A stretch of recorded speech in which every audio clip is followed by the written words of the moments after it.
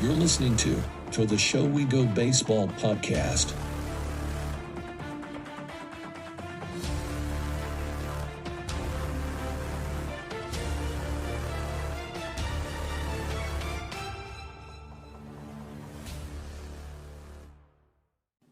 What's going on, everybody? Welcome into episode 36 of To the Show We Go. I have my co-host back. I have Ed Hand.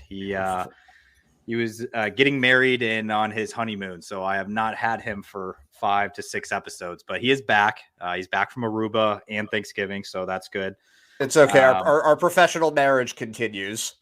Okay, that's good. I got you back. So Ed is here, and today's episode, we have a guy from the Red Sox system again. We had Zach Penrod last episode, so if you haven't listened to that, go check that one out. But this episode, we have another pitcher in the system. I got to meet him this year in Worcester, as he was in Worcester for the first half of the season, and we'll dive into what happened after that. But Taylor Broadway. Now, Taylor, before we get into some baseball stuff and everything, what have you been up to this offseason?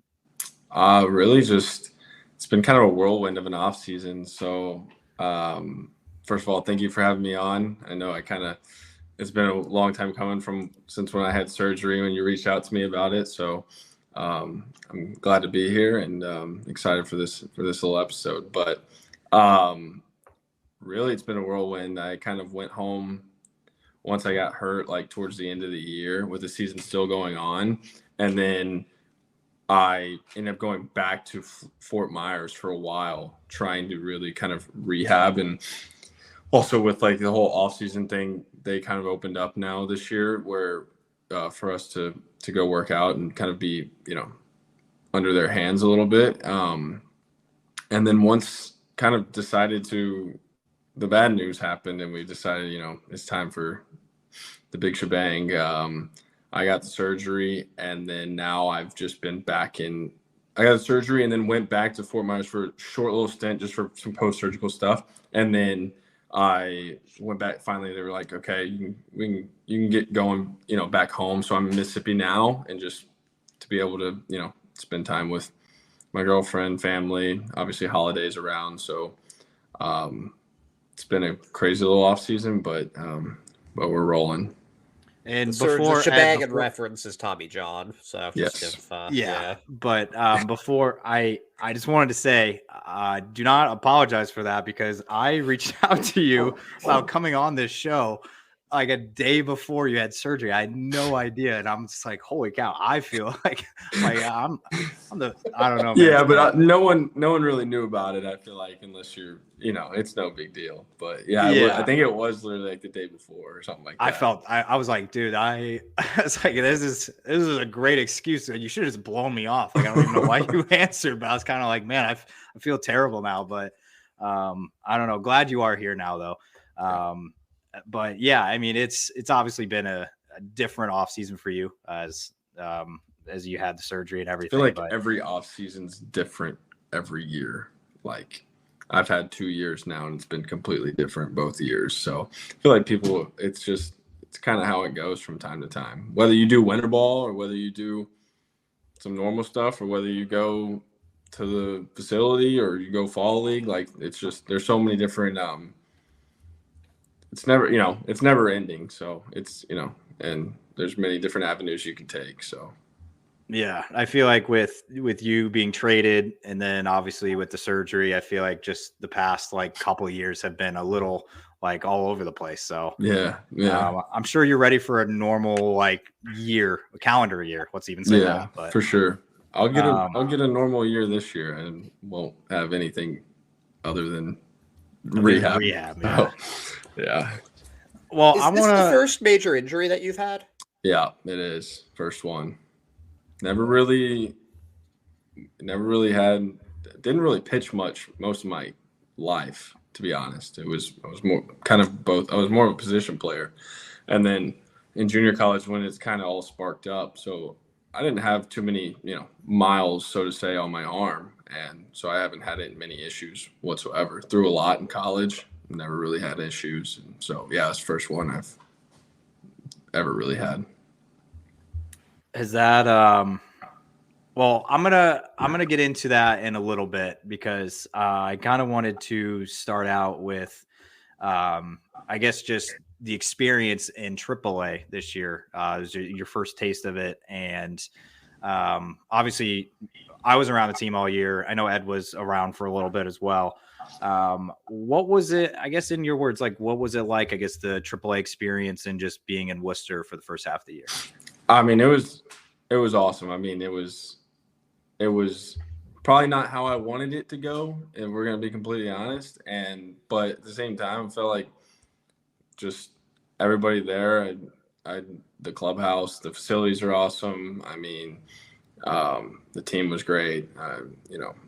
But really, just it was as close to where, I mean, you're trying to, obviously your ultimate goal is to get to the big leagues, and so I find I'm essentially one call away to the big leagues, and that's been my dream for my whole life basically. So it was just really cool, like surreal feeling of just like not just being satisfied that you're there, don't get me wrong, but like definitely to look back and be like, this is really cool. Like this is stuff I used to do on MLB The Show when I played Road to the Show, and playing in AAA. And now I'm playing in these parks that I remember playing in, in that video game and stuff. And so that was it's just cool. It kind of like was a, full 180 of like, what my life has been, growing up and where I've wanted to be. But, I mean, that place is pretty special though. I've never been like anywhere more Northeast than like North Carolina my whole life. And that's not even considered Northeast, obviously. So, well, last year with Portland was my first taste of it, but really getting a full taste this year. That was like very short stint. But I thought, it's different than where I'm from, obviously, but it's a cool place. And I think that park is probably the best in all of minor leagues by far. Ed, I don't want to jump you here, but I was going to. Okay, cool. I was going to say when you were also in Worcester at the early part of the year, because it kind of, the locker room changed a little bit as from the first half to the second half. And you got to be in the locker room with a ton of vets. You had a throwing partner that was an MLB veteran as well, Jake Faria. Obviously is the second half of the season, a lot of those guys, the Goodrums and the Greg Allens and the Alfaros were all gone. But what was it like, I guess, being around a bunch of guys with some MLB experience in the clubhouse? I didn't realize that's something I would talk to like Faria about and talk with. I lived with Greg for up until his departure. But that's something I would tell them that, obviously they've tasted it, but that I didn't realize was how much of like a revolving door kind of AAA is with people. And so that was an eye-opening experience to me, because you're so used to, even being from college, like you're so used to whether you with the crew almost for like 4 years. Obviously I knew that's not how it's going to be, but you just at least going through a whole year. I think even in the lower levels, you stay with some guys going up and stuff, but you're usually with the same kind of squad. But you don't see like all of the, all the stuff that goes on within contracts and stuff to get guys having this leverage and all that stuff. But that was kind of first taste for me, and that was wild. But like having guys like, I remember, knowing about Greg whenever he played in the, whenever he was in the big leagues a lot with the Guardians, Indians back then. But and like I didn't know, and just like getting to play catch with Faria every day, who was a guy I'm sure I watched pitch when at some point in my time watching the MLB. It was cool just to have those guys in the clubhouse and but see the way that they just go about their business, just like, I mean, anybody else, I mean, it's like surreal to be there and be with those guys, but kind of see that like, I can, I can do this too at the same time. So talking about, you're with it's more of a holding tank when you're at AAA, but you kind of had to change everything anyway because you got traded. One exception though, A few months later, the guy taken in the round right after you got traded into the Red Sox organization, also Theo Dedlinger.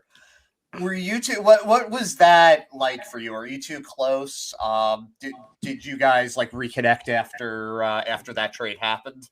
Yeah, I remember when it went down because mine went down right before the deadline and his went down in the off season, and it was kind of funny because it's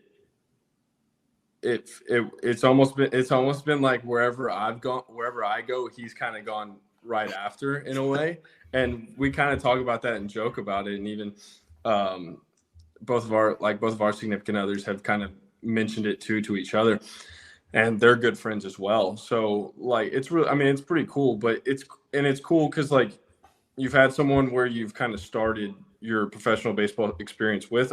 We obviously crossed paths when I was with the White Sox, or when we were both with the White Sox.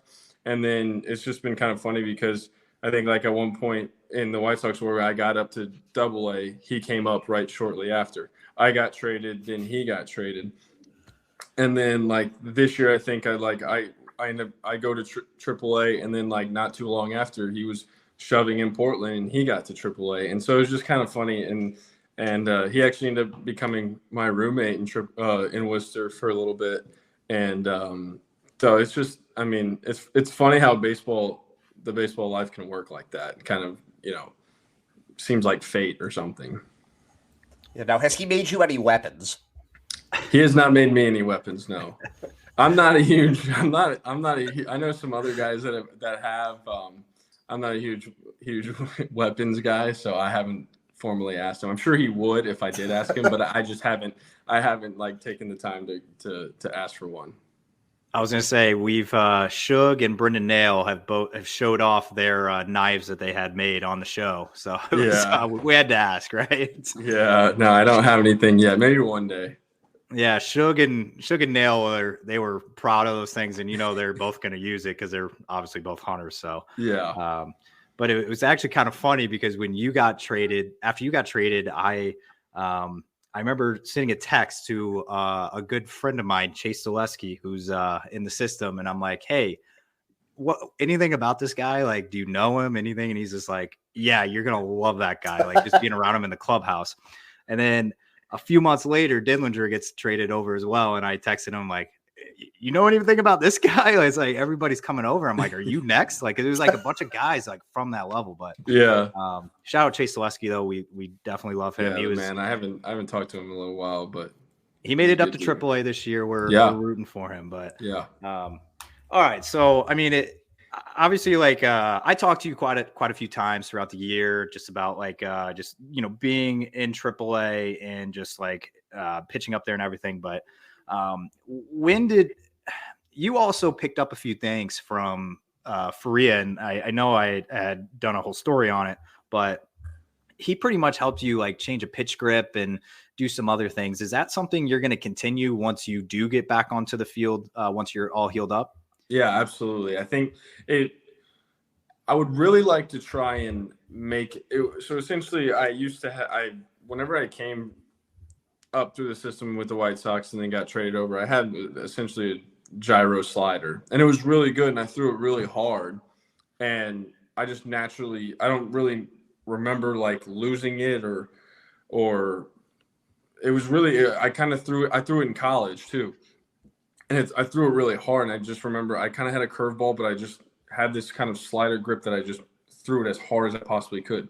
Well, I kind of lost it a little bit there. And so that's when Faria was kind of trying to help me almost, get my hand more behind it and make it more of like a cutter, essentially. And that helped a little bit to get the velo back up, but then I kind of lost what a gyro does, which is like the depth going down, and it really just kind of helped it get a little more horizontal, essentially. But I think what I would like to do moving forward, and what essentially started getting worked on even more after I finally found the essentially cutter, was being able to decipher between those two. So having a cutter that I can throw really hard and has enough horizontal movement, but then also being able to have the gyro that's maybe 85, 86 and has the depth as well. And then still keep my curveball and keep the velo up on that, maybe like the low 80s. That would be my ideal like arsenal, and throw the cutter 89, 90. So that's something that we had talked about, and I think I'm going to, once that time comes, start working on, or be able to try and pitch design and decipher between the two. It's interesting hearing you talk about this and knowing that you were a two-way player in college, and you said it sounds like from what you were saying, pitching came more recently. How did that happen that you became a pitcher? And what position were you prior to that? So I was mainly a third baseman, infielder, and I mean in high school I did this starting pitch. I mean, I pitched in high school too. I did the whole starting pitching thing. But when I went on to college, like I wanted to hit, I wanted to play the infield, so on and so on. So when I was in junior college, kind of knew that I could throw the ball decent. I had a decent arm, but I was there to hit and play third base. Well, about halfway through, we were like kind of beating a team, and I had thrown off the mound kind of a couple times leading up to that. And I just stepped on the mound and threw against this team, and I remember I was like 89, 90, somewhere in that nature. And I had never in high school I threw like 85, or maybe even 83 to 85. And so kind of once that happened, it was like, well, it was kind of just like okay, we're going to start using you thing. Well, then I became kind of a back end guy for them, but still would mainly play position. Long story short, I ended up going to a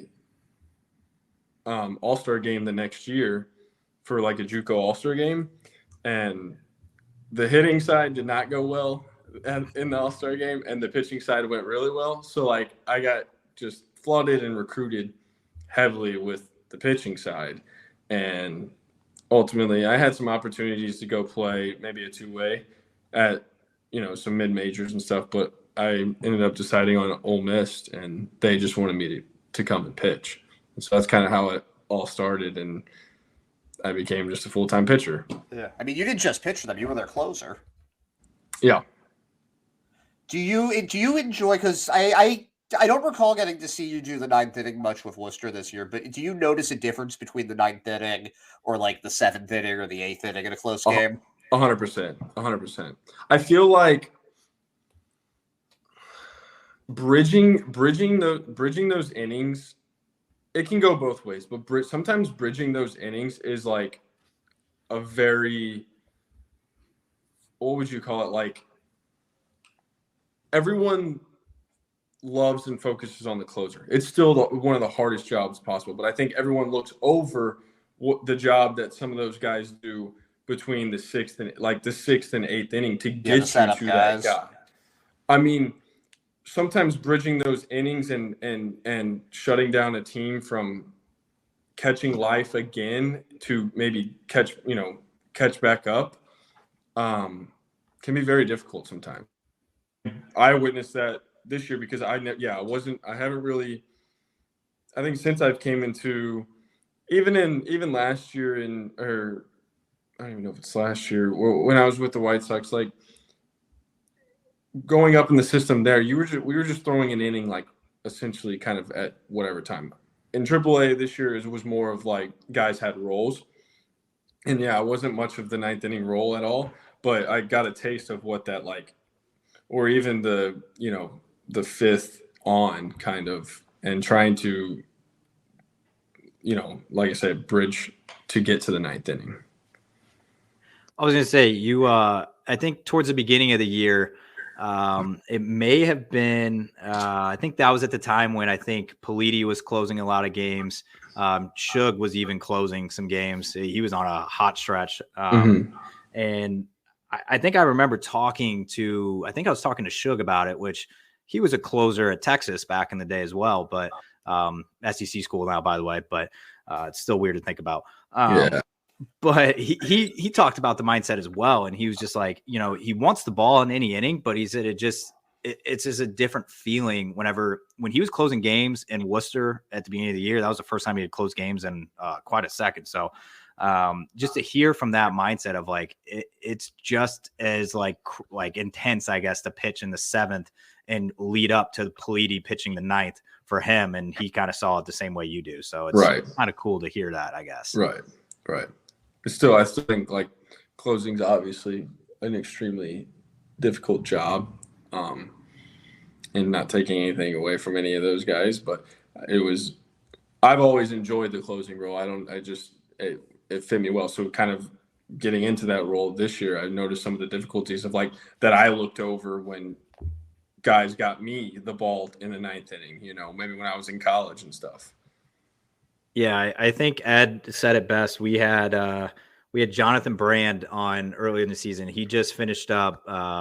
He was closing games in Salem this year. He was a draft pick in 22. But Ed kind of pointed something out. He's like, I thought closers were supposed to be like psychopaths. Like I thought they were supposed to be like crazy. But Jonathan Brand seems like he's the most like very like relaxed guy. And I'm just like, I was trying to think back. I'm like, guys like Broadway and Shug and like all these guys, like they were closers at one time. And it's like, I don't know. I feel like on the mound, you're a different person, but I feel like up next to you, like Politi, I can tell Politi's got that, like, he's kind of got that, like, he might be crazy on the inside. You just don't know it. He's so nice. He's the most soft-spoken human being I think I have ever met. He's a competitor. Like, I mean, you guys all are, but I don't know. Yeah, I know exactly what you mean. You have to like tap in. I mean, people tap into different levels inside. Yeah, it's a real thing. All right, there was something I was going to talk about, but I will only just touch on it for a second. We shouted you out earlier in the few episodes back. We had Roman Anthony on. He was an Ole Miss baseball commit. So I tried to ask him if he was still on the Ole Miss football train and everything. And he's just like, no, well, he's like, I pay attention to it, but not really. And I think it was it was like right after that weekend, you were on the sideline for the Texas A&M game. And I was pretty much trying to bait Roman Anthony into saying that like Ole Miss wasn't very good and that Mizzou is obviously ranked higher, but we'll get into that one like off screen or whatever. But yeah, I got my argument. It's all good. Maybe towards the end we might I'll hear it. I'll let it happen. But okay, so Ed, do you have any? I just have like a few like whatever topipics, but I've got a few non-baseball. I do have an actual baseball one, so maybe I'll ask that before we hit the more miscellaneous section. But we've talked about it a little bit. You got Tommy John surgery back in October, and we talked a little bit about this before we started recording, but I was just wondering when you knew you were going to need it. And if there's any advice that you've gotten about the whole process from other players or coaches who have maybe gone through it at some point? When I knew, like, I didn't want to believe it, but when I knew something was wrong was definitely in a moment in a game. So it kind of was battling some really. Everyone kind of knows, but I hurt my oblique coming out of spring training. It really kind of set me back. I thought I was throwing really well in spring training, like felt really good. Velo was good. Well, freak accident, hurt my oblique. Come out of that, really felt fine. Upped my workload a little bit once I got to Worcester, and then I just started kind of battling minor things, and it really kind of worked up to my shoulder. Well, I had some shoulder problems, and I get after the All-Star break, after the halfway point, I got sent back down. I got sent down to Portland, and I go throw in Portland, and I remember I throw the first game and feel really good. And actually, like, velo was the highest it's been all year. I think I was like 95, 96 the whole game. Felt really good. Get a day off, throw 2 innings the next day. And I remember it felt like I always kind of try and throw as hard as I possibly can, but it felt like I was trying to do everything I could to, like, I think it was like I was 91. And I was like, okay, there's like something doesn't feel right. I remember feeling like a little tenderness, so on. It was the next weekend right before the All-Star break. I come in there to throw one inning and I throw a pitch and I feel something. Didn't really like feel a pop, but it felt like a something pulled or like a strain kind of feeling. I end up finishing the inning, and I just remember like it was one of those things where I was walking off the field. I was like, that does not feel right. Like I feel like us athletes, like we know our bodies as good as anybody. And when something's not right, something's not right. And, I feel like most athletes are pretty good at deciphering what can be played through and what not. But I didn't want to believe it. And so from there, that's when like I really tried to rehab it a couple times, like, and take off some time throwing, and then it never felt good throwing again. And there was a couple stints like that. And then I got a PRP injection, and that didn't really like help it. And so finally it was like, I knew it was back then, but I didn't want to believe it. And obviously we were trying to take the best like routes we could take without hopefully having to get it. And so ultimately deep down, I feel like I knew it was back then. And I think that's when it kind of all went bad. Have you so it's interesting. I like I said earlier, we just talked to Zach Penrod in the last episode, and he talked about something. He had Tommy John back in 2019, I think it was. It was a few years back, but he was talking about the mental aspect side of the Tommy John, and it's a lot of guys get it now, like it's just a thing, but the amount of time off, obviously, like you're going to be probably out for over a year. So has it set in yet, like mentally, or is it one of those things where it's like it's not there yet just because it's so fresh, but it's like you're going to prep yourself for when that time comes to be like, I got to mentally battle through this? I think that's a really good question, because I feel like, yeah, it hasn't really set in, because I feel like I'm rolling strong right now. Like I got a good support system. Obviously it's the holidays. Like there's good thing. Like there's a lot taking my mind off of it, I would say. It sucked right away when I kind of got the news. So that's always going to be the hardest mental thing. I think when it's going to be really hard, and I've already kind of feel like opened my mind up to this, is going back to Florida probably early January. So after holidays, after New Year's, everything is like kind of like it's like back to reality, right? Like after the New Year's, like everybody when they go back to work. But from about that moment there, I will be there probably upwards of 10 months of doing, and I know that's going to be the hardest time there is. And that's going to be the hardest time mentally for sure, because it's going to be a lot of just the same days over and over and over again. And I'm going to be seeing other people playing the game. I mean, it's easier right now, I think, because like the baseball season isn't going on either. And I'll be seeing other people playing, and be honest, I'm going to be going to the Fort Myers site, going back home, and doing whatever with the rest of my day. And that's going to be hundreds of days like that. So that's going to be the hardest part. But I mean, if you want to get through it, you're going to get through it. I mean, that's how I look at it. I want to pitch again, and I want to make it to the big leagues. So this is part of the road. You have to do it, Yeah, you're also gonna look forward to the famous velo uptick after your back as well. So absolutely got that to look forward to. I know it's obviously a tough time, and yeah, I think it was interesting. Penrod kind of opened up about it a little bit, just being like, it was honestly like during the season that was like the hardest thing of like, okay, like all the guys that were just in spring training with, they're off pitching and everything. So it's definitely interesting to hear about that side of things. I feel like that's not really talked about. It's like, you can't do your job. You just like, you physically can't. Yeah. Like, yeah. I don't know. Like me or Ed, if we put ourselves in that position and just in like our day job, it's like, I couldn't even imagine. It's like something that prohibited us from doing it. But Ed, I have. You know what? I'm just going to go into it. You're Go into Southern, it.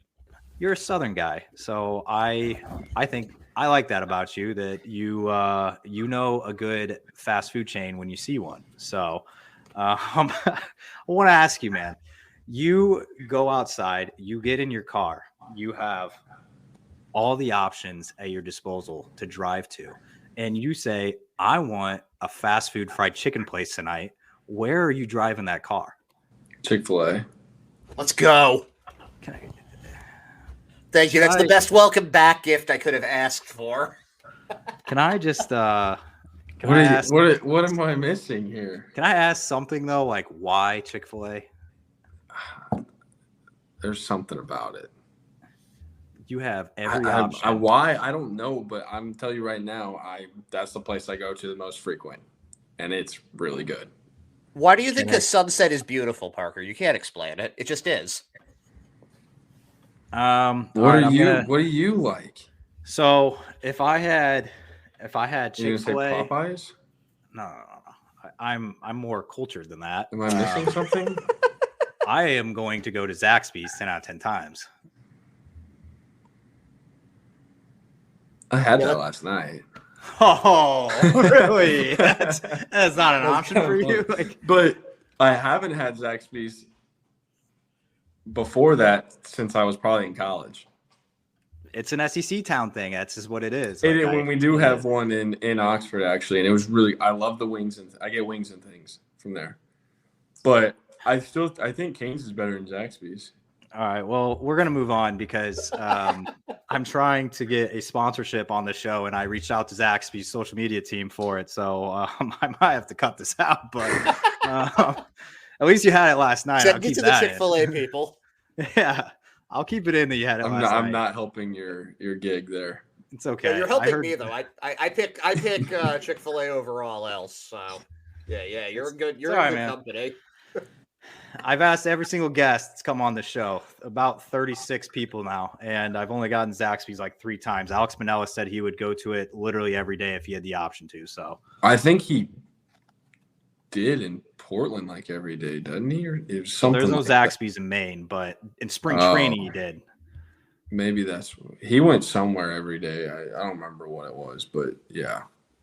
Yeah, he said, who was it? Zephyr John would drive like 40 minutes to go to a Chick-fil-A every day. Like that was a thing. Also, have you had Zeph on?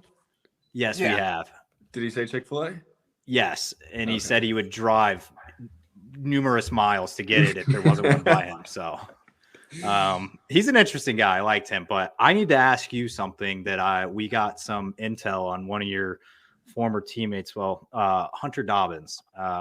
He's an interesting guy. I heard his pregame routine before he pitches. Did you ever get a chance to see it? Does it involve like consuming something? Yes. Yeah. A lot of something. Yeah. How that man does what he does. I don't think I was on the field. Episode. What does he consume? Is it tons of Dr. Pepper? Like the most Dr. Pepper. I forgot who. Like it's kind of like it's impressive how he can do what he does and stay healthy and throw the ball really hard too. Yeah. I'm going to be honest with you. I think it was my junior year of high school. We had tennis tryouts, and for some reason, I drank a 2-liter bottle of Coca-Cola beforehand, and I threw up. I threw up like 10 minutes into that tryout. So I don't know how Dobbins is doing that at like a professional level. That's incredible. Fuels his Ferrari, apparently. I might have to go back and clip that, but it was Grant Gambrell that spilled the beans on his pregame. Grant pretty much put him out there and said that the nutritionist or whoever in Portland had to get on him multiple times about like, you can't be doing this before a game. So crazy story. It's not going to work long term. There's no way. I mean, it worked last year, but I agree with you. But sure did. You guys in Worcester, by the way, had a spread before and after like every game. Mario kept you guys like Mario's fed the in man. Worcester. Mario is the man. Was it like that in Double A? I feel more so the meals before would be more boxed. I feel like really still pretty good, like still good options, but the meals would be more like I forget the place that we would always get, but it was always on like Tuesday or Thursday, and in Worcester was the one with like rice and chicken, and there was it was like my favorite place. I don't remember what the place is called, but it would be more like to go boxes like that before, and then after would be more of your Olive Garden or something spread, where you kind of fill up your own box basically. But I will say nutrition in everywhere in the minor leagues now is a lot better than what I heard it was by far. And the Red Sox do a very good job about it. And our nutritionists do a very good job of making sure we are fed well too. So I'm very thankful for that. I have a couple Worcester questions as well. They're a little but what was your experience like with Paul Abbott? I love Paul. He was hard-nosed. He was very hard, but I mean, I think anybody would say that. And off the field, just like off the field, you just shoot the crap with him, have fun. On the field, obviously, he means business, and I think his whole life is baseball, and he loves baseball. And I mean, you're gonna clash with him sometimes; it's gonna happen. But I think no matter what, deep down, he's just trying to make you better. He wants you to get to the big leagues, and you can hear that in his voice. You can hear that in the talks he gives you, and you may not believe in everything he says. You're not going to believe in everything anybody says from here on out. But I appreciate what he did for us, and I mean, it's sad to see him go. But I appreciate the insight he gave me. He's got a lot of baseball, and he played for a long time in the big leagues, and so it's just cool. It's cool to be able to learn from somebody like that, because I mean that guy played with Randy Johnson and Griffey, and I mean he's seen a few things for sure, and so I enjoyed my time with him for sure. It's pretty obvious to me. I mean, you've got that love for the game also. And it's interesting because, you didn't have any offers out of high school. Your dad's a professional bowler, is that correct? Yeah, he was. Yes, he was. How did your love for baseball come? I really it's I think my dad had that love for baseball, but never had one way my dad's always told me, my dad had that love for baseball, but never had the dad that really kind of pushed him and wanted him to be great and do those things. And that was one thing my dad did. I guess he kind of learned and did really well with me. And I mean, he obviously pushed me really hard, and he made me be who I am today.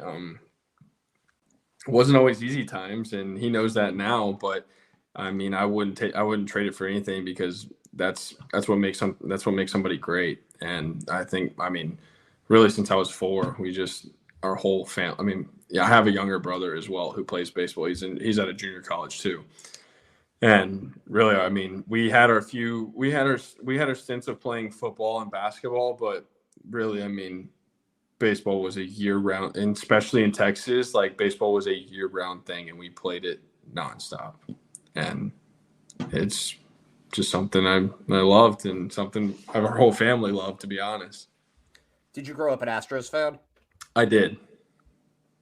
Were you you would have been the Killer Bees, right in their prime, mm-hmm. right? We had season tickets for a lot of my life. We had a little.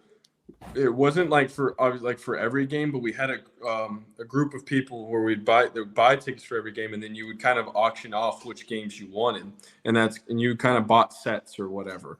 that's what we went to a lot of Astro games when I was younger, and we sat down that third base line where it kind of veers out.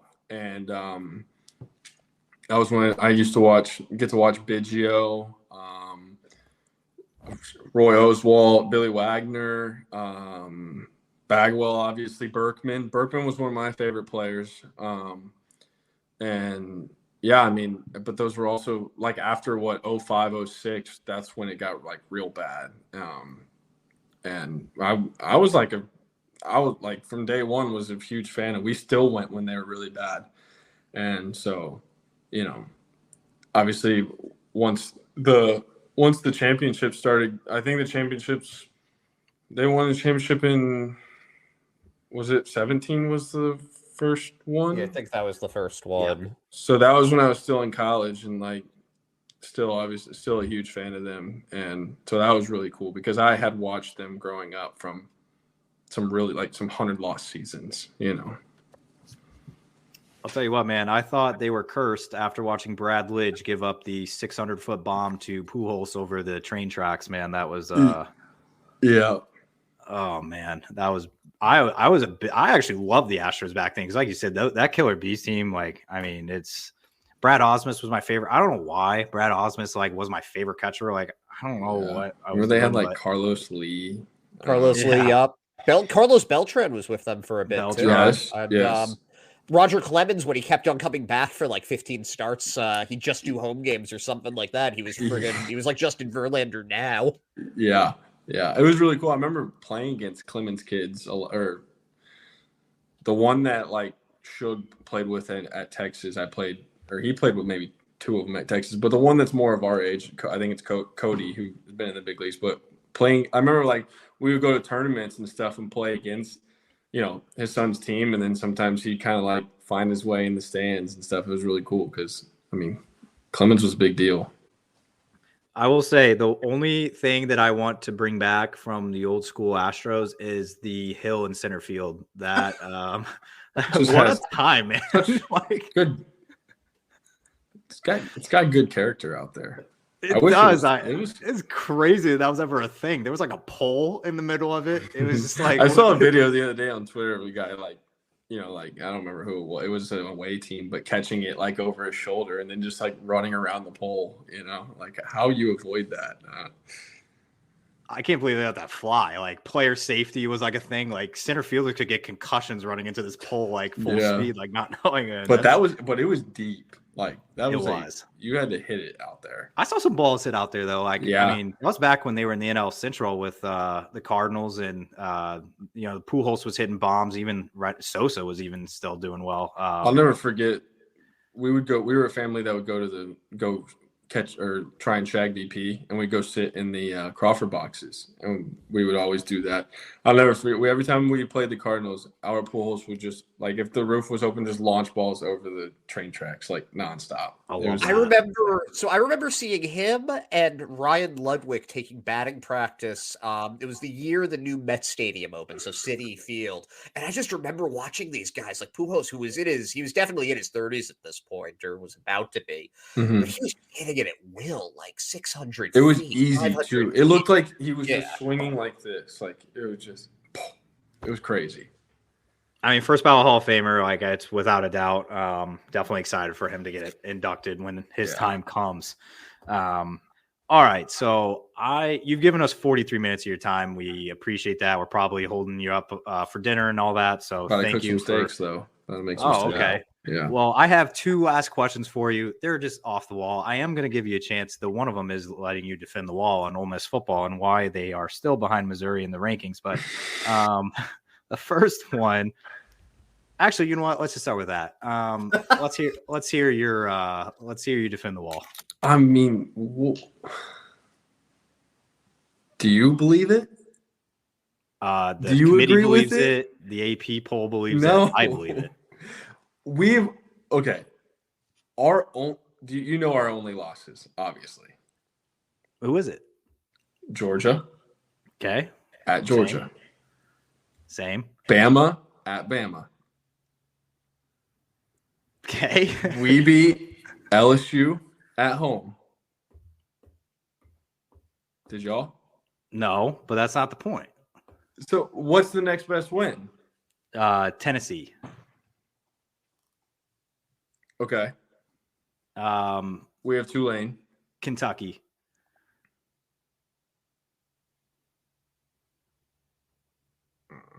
Oh wait, Kansas State when they were 15th in the country is probably our best. That was a good one. That was a good one. I remember watching that game.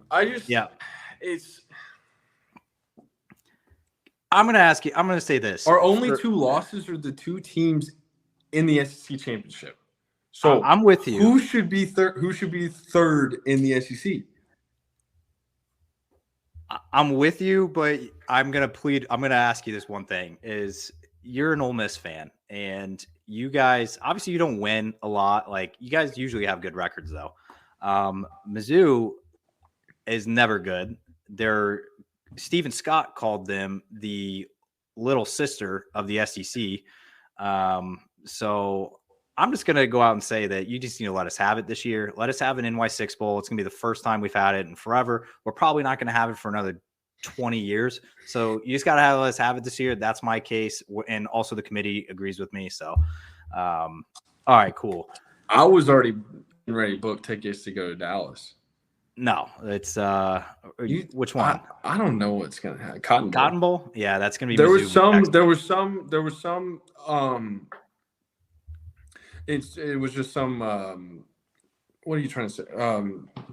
They were expecting the bowls to happen, you know. Yeah. And it was us against Texas. And what was cool is I've always hated Texas growing up because my dad went to A&M and I was always an A&M fan growing up. So if now my school got to play Texas in the bowl game, I was like, that'd be really cool. But I don't know what's going to happen. I'm also seeing that we'd be in the Citrus Bowl in Orlando. All right. Well, you know what? Whatever. I respect it. Happens. I think some things have to happen in these conference championship games too. Yeah. That could still help us. It won't. You won't jump us no matter what because neither one of us play. But all right. I liked your argument. It was okay. Committee is on my side. I could argue this all night, but I know you have steaks to cook, so I'm not going to do that. I just think Ole Miss is going to sell more tickets, so that might be one way we can look at it. No. Mizzou sold out every game this year. Lane Kiffin will bring more publicity, more money. You're sleeping on Eli Drinkwitz. Let's just say that. Guy's a stud, all right? Two visor guys. All right, so my last question for you, Ed, I'm going to empty the bench here because he's got steaks to go put on whatever he's cooking them on because it's probably 60-something degrees there, and meanwhile it's like 30 here. You have a rehab coming up. We've talked about it a little bit, just the mental side and all that. You've kind of talked about you got to go to the field and then you go home. What do you think, in your opinion, you're going to do to fill the time that you're going to have during next season? That's funny. We were just talking about this at Thanksgiving, and I want to find something that's like not another occupation in a way, or another way to maybe make some extra money. But I've always had I very much enjoy playing video games. And I play a lot of Fortnite. I've played with Zeph a lot. Zeph's a big Fortnite guy. I've played with Oberstein. I've played with a few other guys, but I play a lot with my girlfriend too, actually, and her friends, our friends from college. I've said this for about a year now, and I need to do research and figure it out. But I want to stream, I think. I want to stream us playing.